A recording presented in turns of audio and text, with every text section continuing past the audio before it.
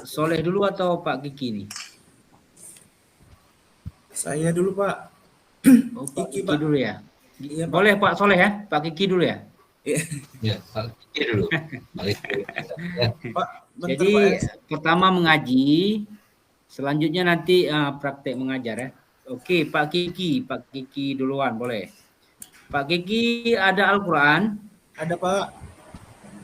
Boleh dibuka surat Ali Imran ayat 190 sampai 193.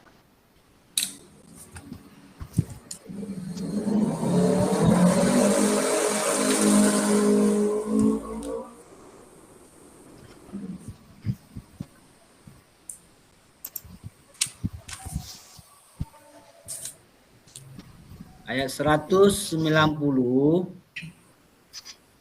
dibaca sampai 193. Baik, Pak. Pak, ini langsung direkam atau bagaimana, Pak? Oh ya, direkam aja nanti biar ada dokumentasi untuk diupload ke aplikasi ya.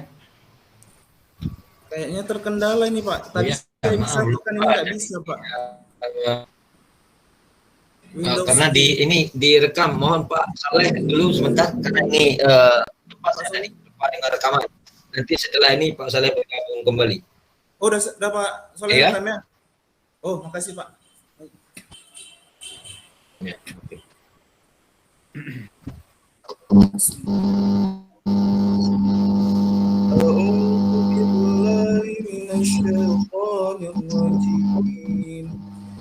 Bismillahirrahmanirrahim. Inna fi khalqis samawati wal ardi wa ikhtilafil layli wan nahar والنار لآيات لأولي الألباب الذين يذكرون الله قياما وقعودا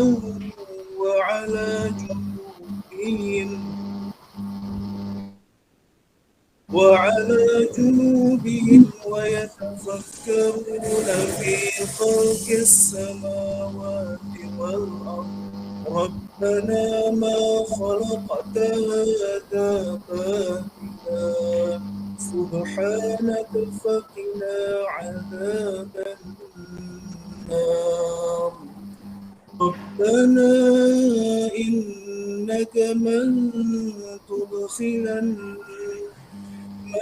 تدخل النار فقد أهزيته وما للظالمين من أنصار ربنا إننا سمعنا مناديا ينادي للإيمان أن آمنوا بربكم فآمنا ربنا فاغفر لنا ذنوبنا وكفر عنا سيئاتنا وتوفنا مع الأبرار صدق الله العظيم. Pak Kiki selanjutnya praktek mengajar kurang lebih 15 menit, Pak. Silakan, Baik, Pak. Bismillahirrahmanirrahim. Assalamualaikum warahmatullahi wabarakatuh.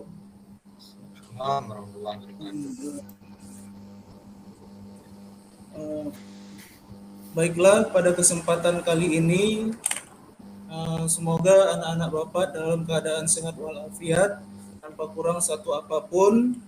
Alhamdulillah anak-anak Bapak, sebelum kita memulai pembelajaran hari ini, marilah hendaknya kita sama-sama untuk membacakan doa terlebih dahulu agar pembelajaran kita diberkahi oleh Allah Subhanahu wa taala.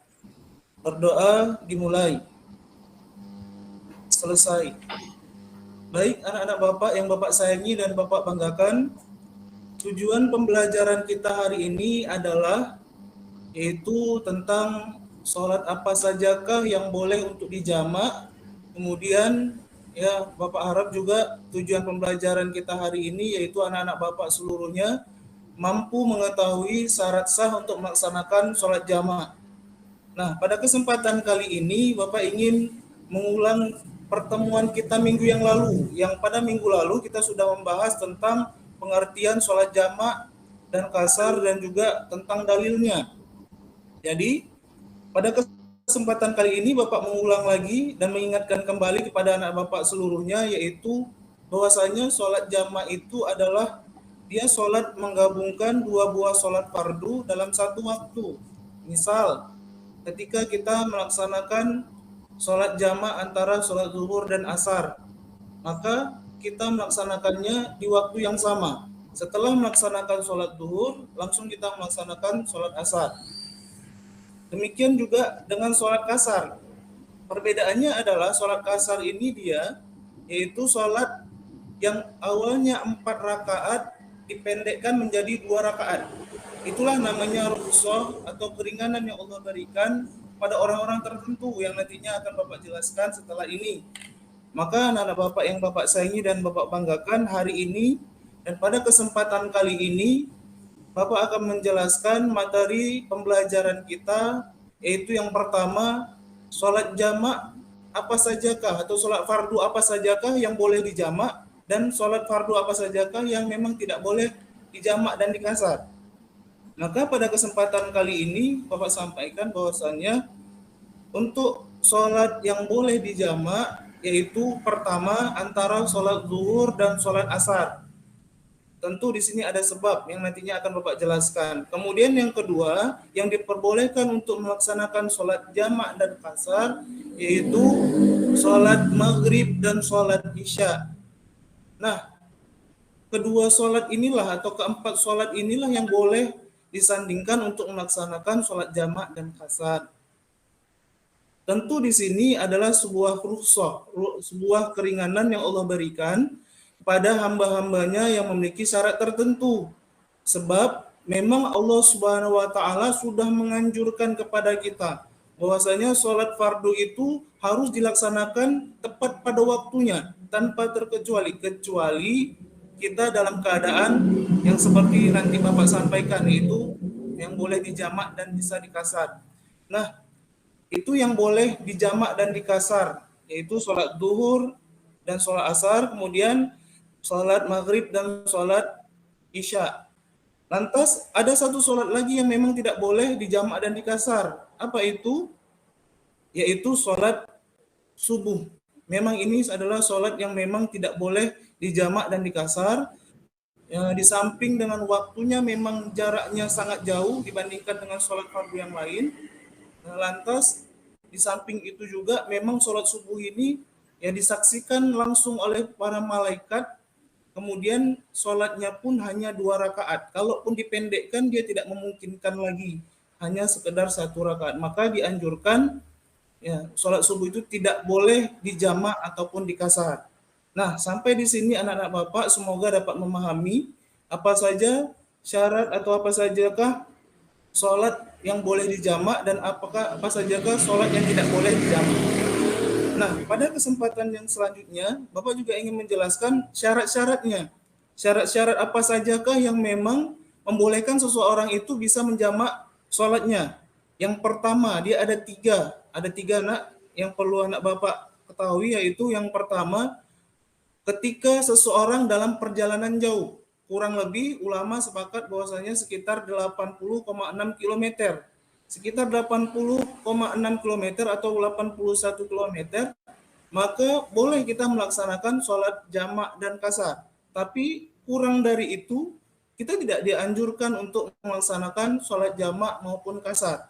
Itulah syarat pertama kita melaksanakan sholat jamak dan kasar. Kemudian yang kedua, kita bepergian bukan dalam niat untuk bermaksiat. Kita memang niat lillahi ta'ala pergi ke suatu tempat yang memang diridhoi oleh Allah, suatu tempat yang memang niat lillahi ta'ala bukan karena maksiat dan lain sebagainya, maka kita boleh untuk melaksanakan sholat jamak dan kasar. Dan yang terakhir, yaitu ketika dalam keadaan darurat, seperti dari saudara-saudara kita yang saat ini berada di Palestina, yang mereka dalam keadaan darurat ketika memang keluar rumah sekalipun hendak ke masjid sudah siap-siap mau ditembak oleh tentara Israel. Lantas karena situasinya mencekam dalam keadaan ketakutan, maka diperbolehkan bagi mereka saudara kita itu untuk melaksanakan sholat jamak dan qasar di rumah.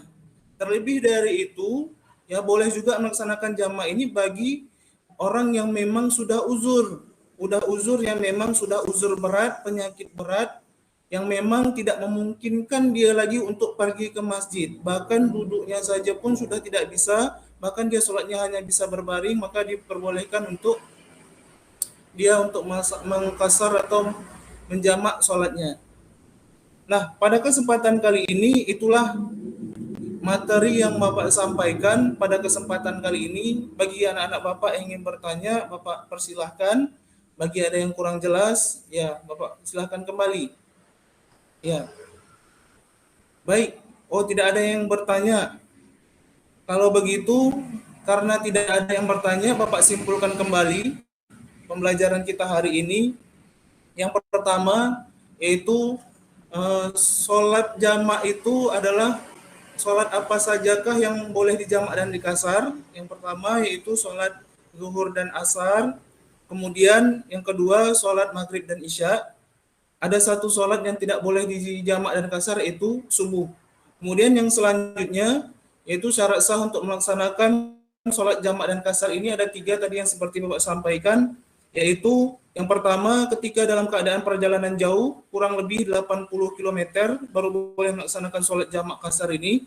Kemudian ketika tidak niat dalam keadaan bermaksiat, tujuan untuk maksiat diperbolehkan untuk jamak atau kasar sholat.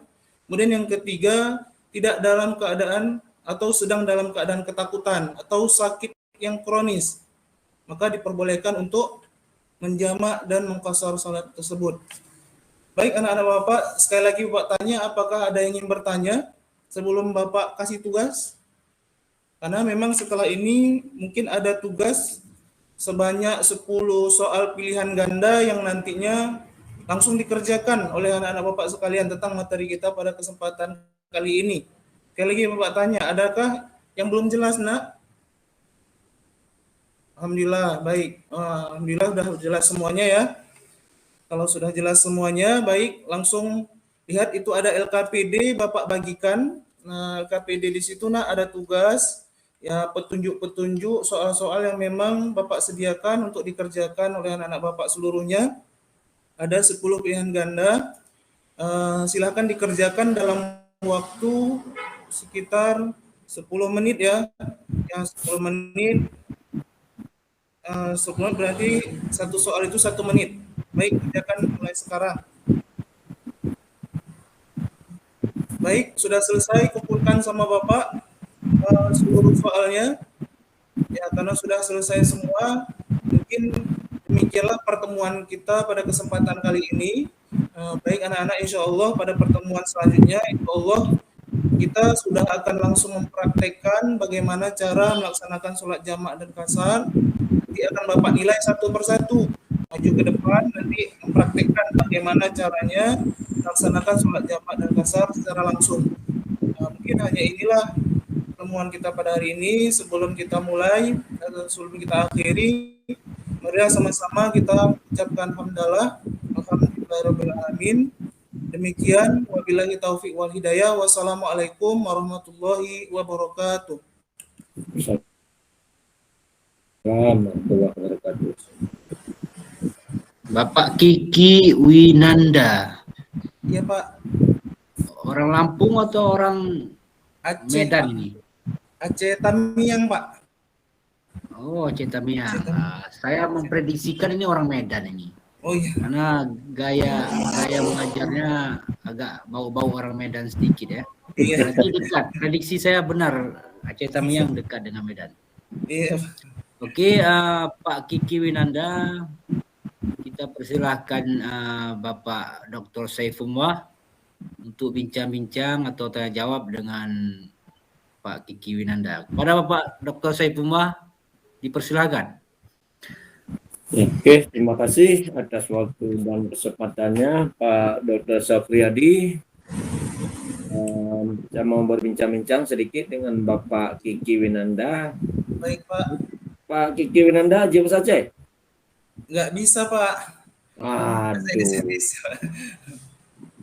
ini harus banyak makan asam sunti ini. Kami campur Pak di Aceh Tamiang itu kan memang rata-rata sukunya banyak campuran Pak. Banyak Jadi campurannya. iya, Manya, bahasa manya bisa. nah iya betul betul. Bahasa Nah, Tamiang ya, manya. Tamiang. Ya, oke Pak Kiki aja. Dari 2015 Pak. Saya dari 2015 sampai 2020 mengajar sebagai guru PAI. Setelah itu di awal tahun 2021 sampai sekarang diangkat jadi kepala sekolah Pak. Sampai sekarang. Nanti Bapak di samping sebagai guru PAI juga sebagai kepala sekolah ya. Iya Pak. Iya, ya. Oke, sama nasib kita. Saya dulu juga sebagai seorang guru PAI dan juga jadi kepala sekolah di sebuah SMP ya. Oke Pak Kiki Nanda, dari saya melihat dari tata cara Bapak mengaji dan juga tata cara penyampaian materi pembelajaran dan juga RPP-nya, ini alhamdulillah sudah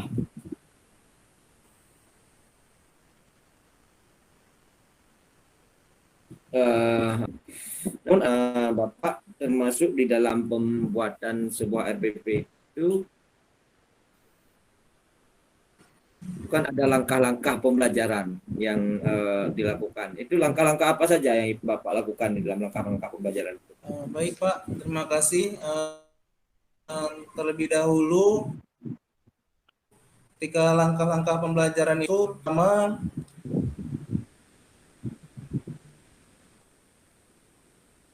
menyiapkan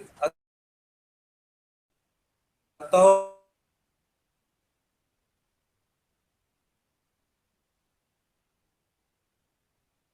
ketika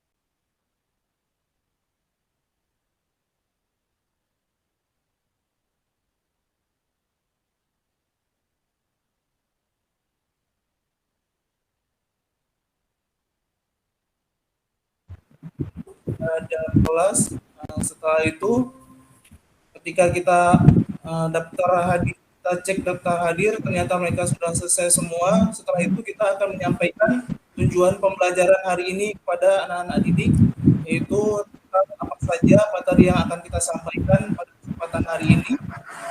Setelah menyampaikan tujuan pembelajaran itu, maka saya sampaikan juga kepada mereka secara langsung materi pembelajaran hari ini. Materi pembelajaran, disitulah nanti ada sesi tanya jawab, kemudian kadang juga memberikan kelompok, bagikan kelompok bagi mereka. Sekali juga kadang juga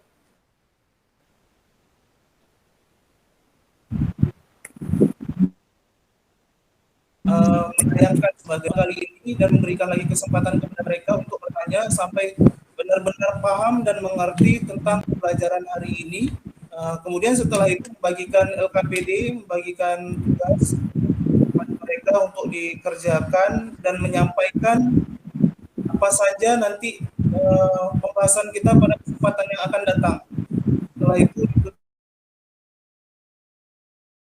Pak dengan sama-sama membacakan doa. Saya itu baru keluar dari kelas. Alhamdulillah.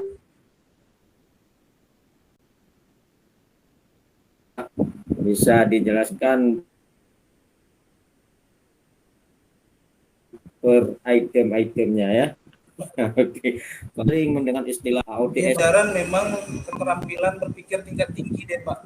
Ya HOTS itu kan dia High Order Thinking Skills. Artinya memang biasanya Pak ya, biasanya kalau yang sudah memiliki kata kerja yang sudah kategori HOTS ini dia tingkat anak SMP dan SMA, karena memang kalau setingkat ini dia sudah bukan lagi mengerti atau memahami, praktekkan, artinya sudah jauh lebih tinggi lagi Pak ruang lingkupnya, timbang dengan yang satu lagi ada namanya LOTS Pak, lower high thinking skill. Artinya ketika memang sudah memakai itu, maka pembelajaran itu sudah ke tingkat yang lebih tinggi lagi cakupannya, dan itu juga tidak sembarangan ada yang bisa kita sampaikan. Pak Kiki Winanda, ini satu lagi, tadi kan Bapak melakukan LKPD dan juga ada melakukan evaluasi. Bapak bisa nggak membedakan apa bisa Pak. LKPD itu kan Pak, dia lembar kerja peserta didik, artinya memang seorang guru memang mesti ada seharusnya LKPD tersebut. Karena apa? Di situ akan nampak petunjuk-petunjuk, kemudian bisa nampak langkah-langkah, juga terdapat juga soal-soal yang memudahkan peserta didik kita untuk mengetahui apa tujuan yang ingin disampaikan oleh gurunya. Sehingga kalau sudah ada LKPD tersebut, ya guru juga bahkan mudah untuk mengajarkan kepada anaknya secara efektif dan efisien, lebih memudahkan, sehingga jalannya pun, langkah-langkahnya pun, petunjuk-petunjuknya pun teruntun dari awal sampai akhir, sehingga memudahkan guru salah satu pihak, kemudian juga memudahkan anak-anak atau peserta didik untuk mengerjakan apapun yang ada di dalam LKPD tersebut. Sedangkan evaluasi pelajaran ini Pak adalah evaluasi bagi seorang yang memang selama ini mungkin ketika dia melaksanakan pembelajaran ada anak-anak yang tidak paham atau ada anak-anak yang tidak mengerti apapun materi yang dipelajari atau yang diajarkan kepada anak-anak didik tersebut. Sehingga hasil evaluasi ini juga bisa dilihat setelah seorang guru itu juga dia nanti sudah melakukan tes, sudah melakukan uji coba atau memberikan soal-soal yang memberikan juga pengetahuan kepada anak didik. Ketika nanti hasilnya memang tidak memuaskan, maka dievaluasi kembali di mana kekurangannya. Ya. Oke, luar biasa Pak Kiki Winanda, Pak Dr. Safriyadi. Mungkin dari saya itu saja pertanyaannya, karena saya lihat apa yang saya tanyakan, beliau bisa memberikan jawaban dan menjelaskan. Saya kembalikan Pak Dr. Safriyadi. Terima kasih Pak Saifullah. Ya, sama-sama Pak Kiki Winanda. Terima kasih Pak Saifullah. Oke. Masih semangat Pak Kiki ya? Insya Allah masih Pak. Ya. Saya cuma merangkum saja mungkin apa yang sudah ditanya oleh Bapak Dr. Saifullah. Dalam peraturan Menteri Pendidikan dan Kebudayaan nomor 22 tahun 2016 itu ada 13 komponen yang harus ada ketika membuat RPP. Saya mau tanya, komponen yang terakhir apa itu Pak Kiki dalam? Ya, yang ke-13 dia Pak, itu tentang penilaian Pak. Evaluasi pembelajaran ya? Iya, evaluasi pembelajaran. Di situ terdapat penilaian-penilaian, baik penilaian sikap, penilaian pengetahuan, juga penilaian tentang keterampilan di situ mencakup di komponen yang terakhir. Apa pentingnya penilaian pembelajaran, Pak? Dari penilaian pembelajaran itulah kita paham dan mengerti Pak, bagaimana kemampuan anak dalam pembelajaran yang kita lakukan. Sehingga kita menjadi bisa mengukur sebagaimana atau sejauh mana anak ini memahami materi apapun yang kita sampaikan ketika proses pembelajaran. Sehingga ketika kita melakukan penilaian-penilaian terhadap penjelasan-penjelasan materi pembelajaran yang kita sampaikan, dari situlah kita bisa mengevaluasi, berkaitan juga tentang evaluasi, apakah anak ini layak tuntas atau bahkan dia nanti bakalan diremedial. Karena memang tidak mencukupi nilai batas minimal. Oke, terima kasih.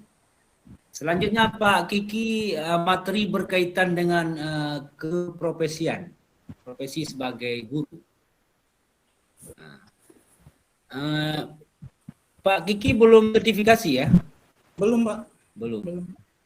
Nanti mungkin insya Allah Pak Kiki mendapat tunjangan sertifikasi. Artinya keprofesian seorang guru Pak Kiki diakui oleh negara. Oleh negara dengan pemberian tunjangan sertifikasi. Ini negara melihat Pak Kiki sebagai sosok guru yang profesional. Ini bagaimana negara melihat? Ini kan harus dilihat nih. Ini Pak Kiki ini profesional tidak nih menjadi seorang guru. Ini negara kriteria bagaimana melihat nanti ini? Negara melihat tentu saja Pak, proses sertifikasi ini juga tidak mudah, sehingga negara juga tidak sembarangan juga untuk merekrut guru-guru untuk menjadi guru profesional atau guru sertifikasi. Jadi negara melihat ketika tahapan-tahapan pelaksanaan PPG ini dijalankan dari tahap awal sampai tahap akhir dan menuntaskan sampai selesai bahkan dinyatakan lulus, maka negara juga pasti akan menilai bahwasanya memang guru ini layak sebagai guru sertifikasi. Karena apa? Karena memang di dalam pelaksanaan PPG inilah memang guru itu digembleng betul-betul bagaimana menjadi seorang guru yang sebenarnya, yang dulunya mungkin belum mengerti sekali atau belum paham betul-betul bagaimana menyusun perangkat pembelajaran secara baik dan benar. Semuanya tercantum di modul-modul yang tercantum di PPG tersebut, sehingga pemerintah ketika pelaksanaan PPG ini selesai, beliau membuat suatu sertifikat yang memang mengesahkan bahwasanya guru ini layak sebagai guru profesional. Karena apa? Karena memang beliau seorang guru yang memang mengikuti tahapan-tahapan menjadi seorang guru profesional, Pak. Tadi Pak Kiki sudah menjelaskan layak tidaknya kan? Layak atau tidak layak itu ada nggak kriteria pasti yang ditetapkan oleh pemerintah? Kalau layak atau tidaknya, Pak, ada kriteria atau apa namanya standar tertentu yang ditetapkan oleh pemerintah? Ada, Pak. Kalau biasanya itu kalau daljab itu kan minimal 5 tahun dulu ngajar baru boleh untuk melaksanakan PPG. Setelah itu, setelah pelaksanaan PPG itu juga kan dipantau. Bukan berarti ketika selesai PPG selesai, tidak. Artinya ada tanggung jawab juga ketika nanti sudah selesai menjadi guru profesional, juga pemerintah memantau bagaimana kinerja selama menjadi guru sertifikasi. Di situ tentu ada batas minimal jam yang harus dipenuhi. Kalau kita di sini di sekolah ada 24 jam yang memang harus terpenuhi sebagai guru sertifikasi. Kemudian juga harus profesional, apapun kendala dan lain sebagainya, utamakan kerjaan timbang yang pribadi dan lain sebagainya. Dan juga kita juga menuntut bukan hanya sekedar mengajar, tapi memang sesuaikan perkembangan zaman sesuai abad ke-21, di mana sekarang seorang guru bahkan dituntut untuk mengajar, menggandengkan pembelajaran itu dengan sistem teknologi, sehingga bukan hanya sekedar mengajar, tapi harus punya inovasi tersendiri, bagaimana cara membuat teknologi, baik itu melalui tampilan infokus maupun nanti tampilan mungkin PowerPoint atau tayangan gambar atau video dan sebagainya, yang tujuannya juga harus mempermudah peserta didik memahami materi yang akan disampaikan. Artinya bedanya guru sertifikasi dengan guru yang belum sertifikasi, ya pemerintah juga lihat dari segi kompetensinya juga lebih memadai, dan lebih juga dia mencari cara bagaimana pembelajaran ini bisa berjalan dengan baik dan efektif dengan menggunakan media pembelajaran yang lebih baik dari metode pembelajaran yang mungkin sebelum-sebelumnya sudah dilaksanakan. Terima kasih Pak Kiki atas tanggapannya. Luar biasa. Selamat dan sukses untuk Pak Kiki Winanda ya. Amin. Terima kasih banyak Mudah-mudahan Pak. lolos untuk program PPG dan mendapat tunjangan sertifikasi nanti dan mendapat tunjangan sertifikasi dari pemerintah. Amin. Oke, Terima kasih. kita lanjutkan ke